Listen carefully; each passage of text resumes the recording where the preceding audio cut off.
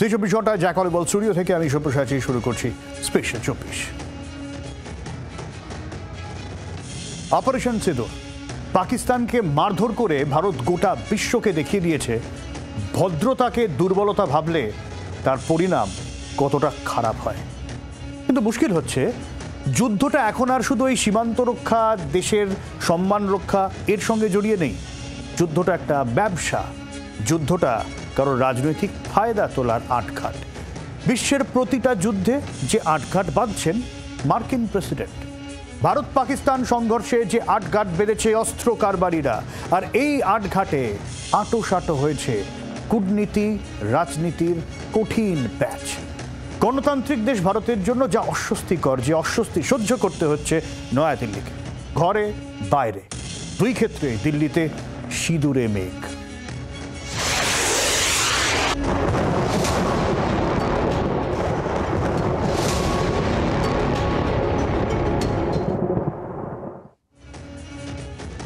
নয়াদিল্লির একটা বড় অস্বস্তির জায়গা তৈরি করছেন ডোনাল্ড ট্রাম্প।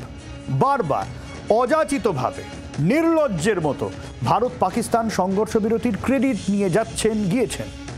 সোমবার সংসদের বাদল অধিবেশন, তার আগে এই ক্রেডিট ছাপিয়ে অস্বস্তির আরও একটা বড় জায়গা তৈরি করলেন তিনি।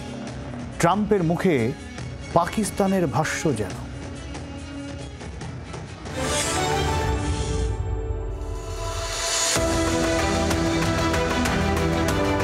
অপারেশন সিঁদুরে বেদম মার খেয়েছে পাকিস্তান। মুখ বাঁচাতে মিথ্যের তাসের ঘরে মুখ লুকোতে হয়েছে শাহবাজ শরীফের সরকারকে। পাকিস্তানের তরফে দাবি করা হয়েছিল ভারতের 5 থেকে 6টা ফাইটার জেট পেড়ে ফেলেছে তারা, তার মধ্যে ছিল গোটা 3 রাফাল।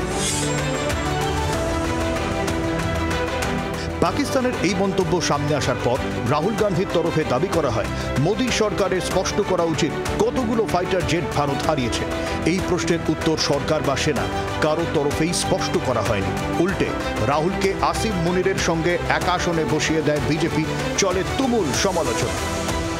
आप सोच जरा देखिए, कभी भी राहुल गांधी ने ये नहीं पूछा कि कितने पाकिस्तान के एयरबेस ध्वस्त हुए, कभी भी ये नहीं पूछा कितने आतंकी अड्डे ध्वस्त हुए, कभी भी ये नहीं पूछा कि कितने आतंकवादी मारे गए। पूछा तो केवल इतना कि कितने हवाई जहाज हिंदुस्तान के गिरे। পরে অবশ্য রাফাল প্রস্তুতকারক সংস্থা দাসোর তরফে স্বীকার করা হয় একটি রাফাল নষ্ট হয়েছে, তবে তা যুদ্ধক্ষেত্রে নয়, প্রযুক্তিগত কারণ। আন্তর্জাতিক সংবাদ মাধ্যমে একই কথা জানান chief of defence staff. I think what is important is that not the jet being down, but why they were being down. But a jet, at least one jet was downed? Why they were. অর্থাৎ যুদ্ধে কোনো Rafale বা কোনো fighter জেটই ভারতের ধ্বংস হয়নি। এই দাবি যখন বিজেপি সরকার সামনে রাখতে পেরেছে, তখন অস্বস্তি বাড়ালেন নরেন্দ্র মোদীর বন্ধু ডোনাল্ড ট্রাম্প। দাবি করলেন যুদ্ধে গোটা 5 ফাইটার জেট ধ্বংস হয়েছে। Something I'm very proud of. We stopped a lot of wars, and these were serious. You had India, Pakistan, that was going. In fact, planes were being shot out of there. 4 or 5, but I think 5 jets were shot down actually. And Lindsay, that was getting worse and worse, wasn't it? That was looking like it was going to go. These are 2 serious nuclear countries, and they were hitting each other. You know, it seems like a new form of warfare. You saw it recently when you looked at what we did in Iran. ঠিক এই 5-6টা fighter jet ধ্বংসের দাবি তো পাকিস্তানও করেছিল। কেন পাকিস্তানের ভাষ্য মার্কিন প্রেসিডেন্টের মুখে? मेरे दोस्त डोनाल्ड ट्रंप कहलाते हैं हमारे प्रधानमंत्री। तो प्रधानमंत्री को अपनी चुप्पी तोड़नी चाहिए और पार्लियामेंट में, लोकसभा में, राज्यसभा में जो खुलासा बार बार राष्ट्रपति ट्रंप कर रहे हैं कि मेरे वजह से युद्ध रुकवाया गया 2 परमाणु हथियार देशों के बीच में, व्यापार समझौता को लेकर मैंने धमकी दी कि अगर आपको व्यापार समझौता चाहिए तो युद्ध विराम कराइए, और आज नई बात जो उन्होंने कही है कि 5 लड़ाकू विमान गिरे हैं। तो इस पर प्रधानमंत्री को बयान देना चाहिए, और कोई मंत्री नहीं चलेगा। हमारी मांग रहेगी, कांग्रेस पार्टी की मांग रहेगी ফলে স্পষ্ট বাদল অধিবেশনে ছেড়ে কথা বলবে না বিরোধীরা। অপারেশন সিঁদুরে সর্বতোভাবে সরকারের পাশে ছিল বিরোধীরা। ভারতের হয়ে শাসক বিজেপির সঙ্গেই বিদেশের কাছে অপারেশন সিঁদুরের কার্যকারণ ব্যাখ্যা করতে গিয়েছিলেন বিরোধীরা। কিন্তু কি কারণে হঠাৎ সংঘর্ষ বিরতি, ট্রাম্পের কি ভূমিকা তাতে, এবং ফাইটার জেট ধ্বংসের এই বিতর্কে এখন স্পষ্ট ব্যাখ্যা চাইছে বিরোধীরা। এই ইস্যুতে নতুন করে এককাট্টা হচ্ছে টিম ইন্ডিয়া। মোদি বন্ধু ট্রাম্পের গুঁতোয় ঘরে অস্বস্তি বাড়ছে এনডিএ জোটের। ব্যুরো রিপোর্ট, জি24 ঘন্টা। ইলন মাস্কের সঙ্গে ট্রাম্পের কিন্তু এখন জোর ঝামেলা, অথচ সেই ইলন মাস্কের টেসলা ভারতে এসে গেল। মুম্বাইয়ে দেবেন্দ্র ফডনবিসের হাতে উদ্বোধন হলো শোরুমে। ট্রাম্পই বা ছাড়বেন কেন? তাই তিনি ভারতের অস্বস্তি বাড়িয়েই চলেছেন। এই মুহূর্তে নরেন্দ্র মোদী সরকারের সবথেকে বড় অস্বস্তির নাম ডোনাল্ড ট্রাম্প, বলছেন রাজনৈতিক বিশ্লেষক সুমন ভট্টাচার্য। ডোনাল্ড ট্রাম্প হচ্ছে এই মুহূর্তে নরেন্দ্র মোদীর জন্য সবচেয়ে অস্বস্তির নাম, যাকে তিনি একসময় নিজের বন্ধু বলেছিলেন এবং যে ডোনাল্ড ট্রাম্পের জন্য তিনি স্লোগান দিয়েছিলেন আপকি বার ট্রাম্প সরকার। সেই ডোনাল্ড ট্রাম্প নরেন্দ্র মোদীকে অপারেশন সিন্দুরের সময় থেকে একের পর এক অস্বস্তিতে ফেলছে। সোমবার থেকে বাদল অধিবেশন শুরু হতে চলেছে। আমি নিশ্চিত যে বিরোধীরা এই বিষয় নিয়ে সংসদে হইচই করবে এবং আবারও যৌথ অধিবেশন ডাকার দাবি তুলবে। এমনিতেই বিরোধীরা নির্বাচন কমিশনের সার নিয়ে যুদ্ধংদেহী মনোভাবে রয়েছে। তারপরে ট্রাম্পের বক্তব্য হয়তো নতুন অস্ত্র এনে দিল বিরোধীদের কাছে। আসলে ভারতবর্ষের আভ্যন্তরীণ রাজনীতিতেও আমেরিকা এমনভাবে জড়িয়ে পড়েছে, আমরা কেউ উপেক্ষা করতে পারছি না। যুদ্ধ না হলেও অপারেশন সিঁদুরের আবহে একটা রাফাল নষ্ট হয়েছে, সেটা স্বীকার করা হয়েছে। একটা রাফালের দাম কত জানেন? 2016 সালে যে ডিল হয়েছিল সেখানে আমরা 36টা রাফাল কিনেছিলাম। একটা রাফাল ফাইটার জেটের দাম ছিল 1635 কোটি টাকার মতো। আর অপারেশন সিঁদুরের আবহে যে 26টা রাফাল ডিল হলো সেখানে একটা রাফালের দাম পড়েছে 2423 কোটি প্রায়। পুরনো হিসেব যদি ধরি 1635 কোটি রাফাল, তার মানে গচ্চা গিয়েছে। এখন ট্রাম্প বলছেন 5টা ফাইটার। কটা রাফাল? সবকটা ভারতের নাকি সবকটা পাকিস্তানের কিছুই স্পষ্ট নয়, কিন্তু বিরোধীরা তো ছেড়ে কথা বলবে না। ট্রাম্প বলা ভালো আরেকবার গুঁতিয়েছেন নয়াদিল্লিকে, আর এই বারবার গুঁতো হজম করা নিয়েই বিরোধীরা চেপে ধরতে চাইছে শাসক দলকে। আর এই চেপে ধরার ক্ষেত্রে এককাট্টা হচ্ছে আবার ইন্ডিয়া জোট। মাথায় রাখতে হবে 2024 লোকসভা ভোটের পর কংগ্রেসের ডাকে বেশ কয়েকবার বিরোধী জোট বৈঠকে বসেছিল। তৃণমূল কংগ্রেস কিন্তু সেসব এড়িয়ে গিয়েছে। তবে এই প্রথমবার তৃণমূল কংগ্রেস বৈঠকে বসছে। ভার্চুয়ালি সন্ধ্যে 7টা নাগাদ বৈঠকে থাকার কথা রয়েছে অভিষেক বন্দ্যোপাধ্যায়।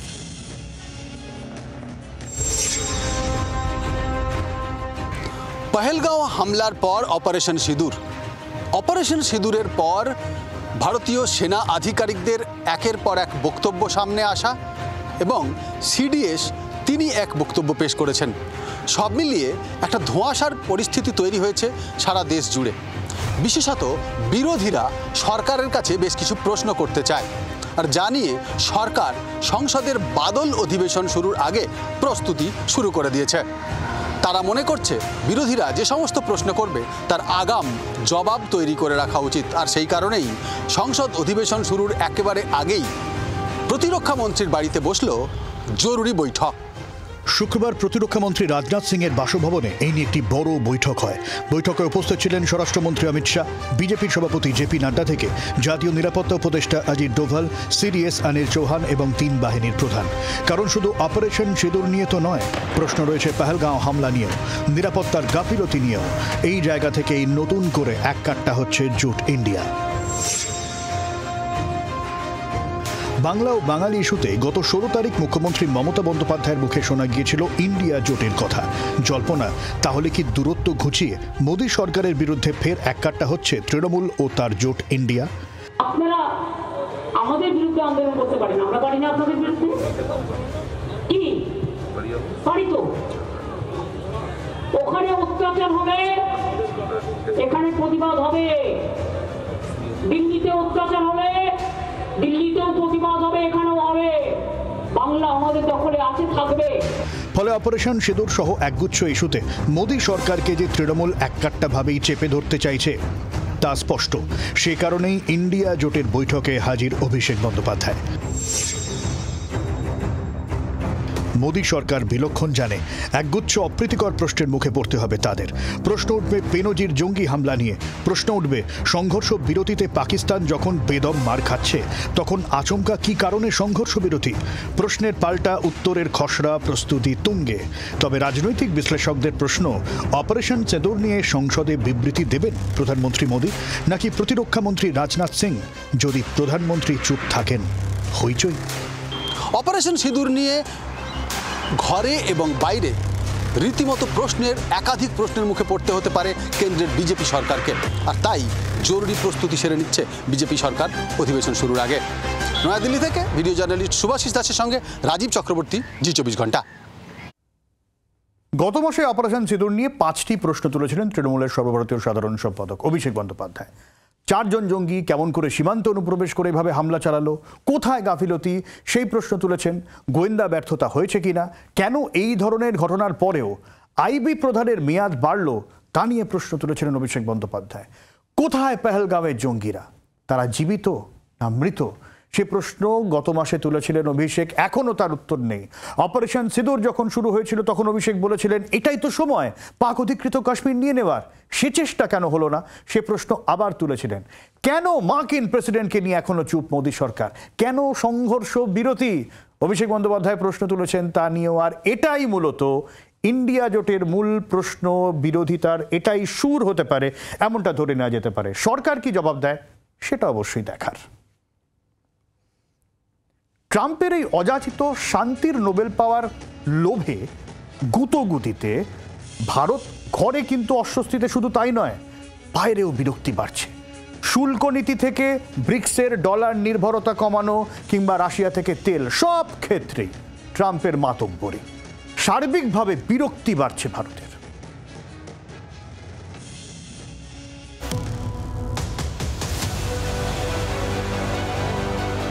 শুল্ক নীতি নিয়ে ভারতের ওপর চাপ তৈরি করছেন মার্কিন প্রেসিডেন্ট ডোনাল্ড ট্রাম্প। ট্রাম্পের টার্গেট দুদেশের বাণিজ্য ঘাটতি মিটিয়ে ভারতের ঘাড়ে বেশি করে চেপে বসা। এই জায়গাতেই নয়াদিল্লির আপত্তি। সম্মানজনক শুল্ক নীতি চাইছে ভারত। আগামী 24 ঘন্টার মধ্যে একটা মিনি খসড়া দুই দেশের মধ্যে হতে পারে বলে সূত্রের খবর। কিন্তু সেটা কতটা ফলপ্রসূ হবে বা আদৌ হবে কিনা তা নিয়ে প্রশ্ন রয়েছে। শুল্ক নীতির চুক্তি হওয়ার আগেই ট্রাম্পের ফের সিজফায়ার ও ফাইটার জেট মন্তব্যে তাই ভারতের বিরক্তি বেড়েছে বই কমেনি। বাণিজ্য চুক্তি নিয়ে সতর্ক পা ফেলতে চাইছে Bharat. I've already mentioned that we don't negotiate through the media, we negotiate in the negotiating room. So how possible the talks is that Talks are ongoing, and once the team is back, we'll get a feedback of the response and the progress.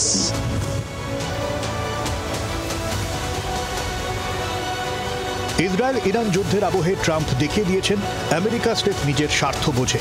সেই কারণেই পাক সেনাপ্রধানকে খাতিরদারি করতেও ট্রাম্পের বাঁধেনি। বিষয়টিকে ভালোভাবে নেয়নি Bharat. Trump বিশ্বাসযোগ্যতা হারিয়েছেন, ফলে বিকল্প খুঁজছে নয়াদিল্লি।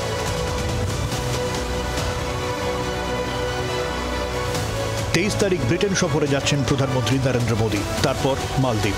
ব্রিটেনের সঙ্গে মুক্ত বাণিজ্য চুক্তির কথা রয়েছে। এর পাশাপাশি অগস্টের শেষে চীনে এসসিও সামিটেও প্রধানমন্ত্রী যেতে পারেন বলে খবর। যদি যান তাহলে 2019 সালের পর চীন সফরে যাবেন মোদী। সেক্ষেত্রে আমেরিকার পাল্টা ভারত চীন রাশিয়া জোটের হাওয়া টের পাচ্ছে আন্তর্জাতিক সম্পর্ক বিশেষজ্ঞরা। একই সঙ্গে জাপানেও যেতে পারেন মোদী। নয়া অক্ষ, জল্পনা জারি। ব্যুরো রিপোর্ট, জি 24 ঘন্টা। আসলে পশ্চিমী দুনিয়ার এশিয়ার মধ্যে একটা ফাটল ক্রমশ চওড়া হচ্ছে। আমরা ডলার নির্ভরতা কমাতে চাইছি, ব্রিক্স ডলার নির্ভরতা কমাতে চাইছেন, আর ডোনাল্ড ট্রাম্পের এটাই কোষা। ডোনাল্ড ট্রাম্প সেই কারণে ব্রিক্সকে ছোট করছেন, বলছে ওরা একটা ছোটোখাটো সংগঠন। আরে বিশ্ব অর্থনীতির 40% এই ব্রিক্স অন্তর্ভুক্ত দেশগুলো নিয়ন্ত্রণ করে। তাকে বলছেন ডোনাল্ড ট্রাম্প ছোট্ট সংগঠন। যদি ডলার নির্ভরতা কমানোর চেষ্টা করা হয় তাহলে অতিরিক্ত 10% শুল্ক। with real U.S. dollars, treasury bills, and other cash equivalents is really strengthening the dollar and giving the dollar great prominence. And, you know, you have this little group called BRICS. It's fading out fast.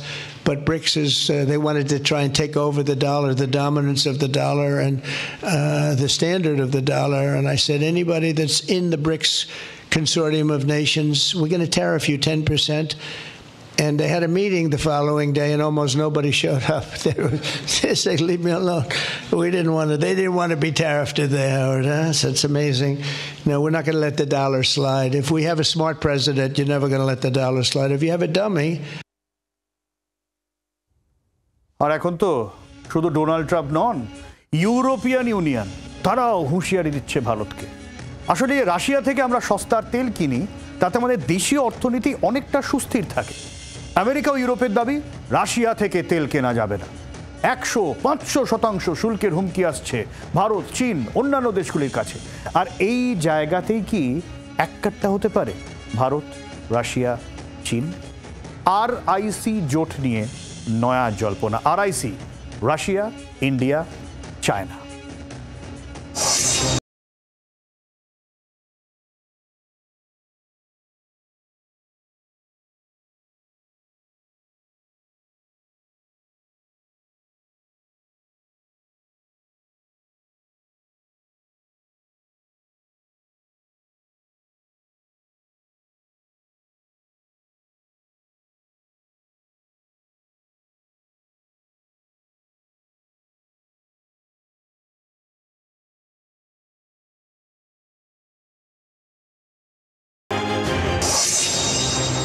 ভারতের শত্রু পাকিস্তান, পাকিস্তানকে তোল্লায় দিচ্ছে America. মোদিকে বারবার অস্বস্তিতে ফেলছেন Trump. অন্যদিকে Ukraine যুদ্ধ নিয়ে আন্তর্জাতিকভাবে চাপে রয়েছেন ভ্লাদিমির পুতিন।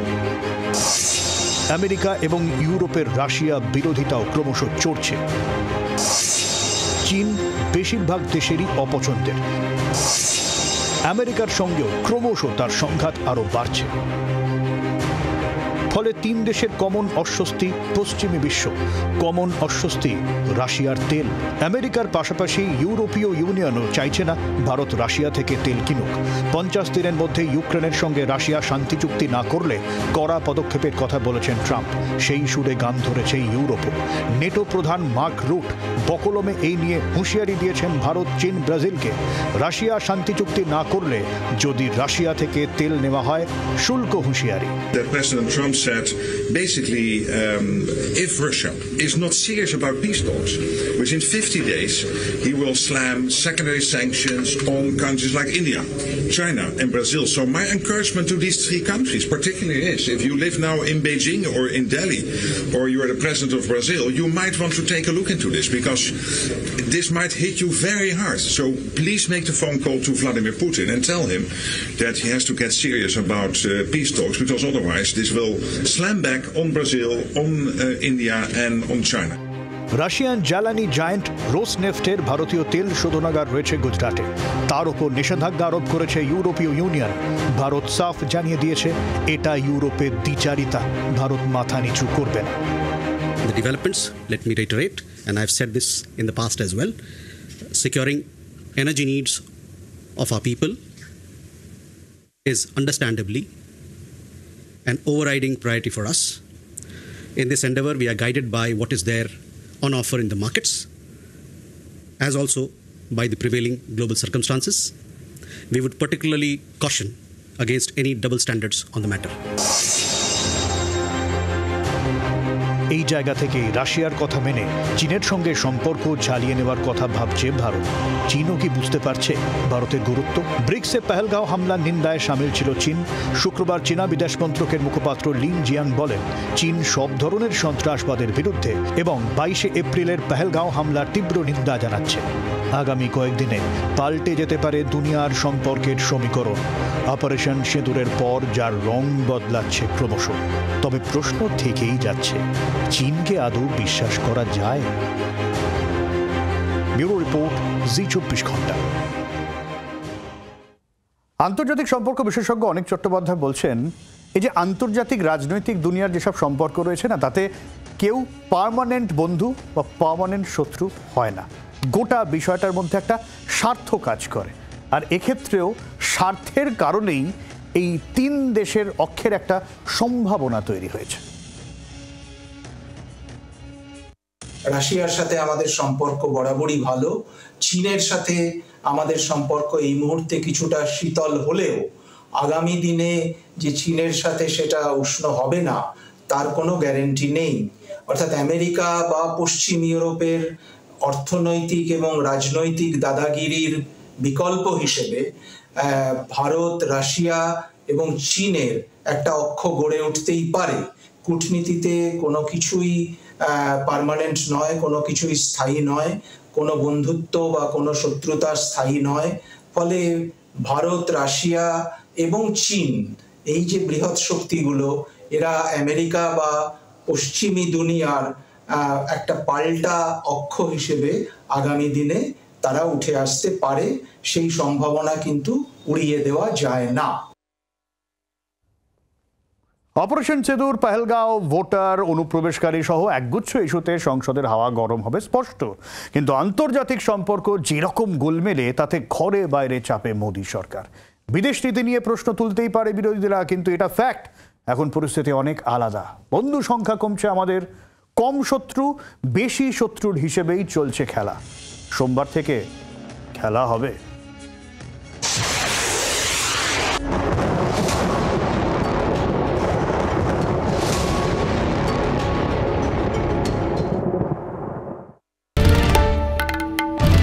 বাংলার আওয়াজ, বাঙালির আবেগ, জি 24 ঘন্টা।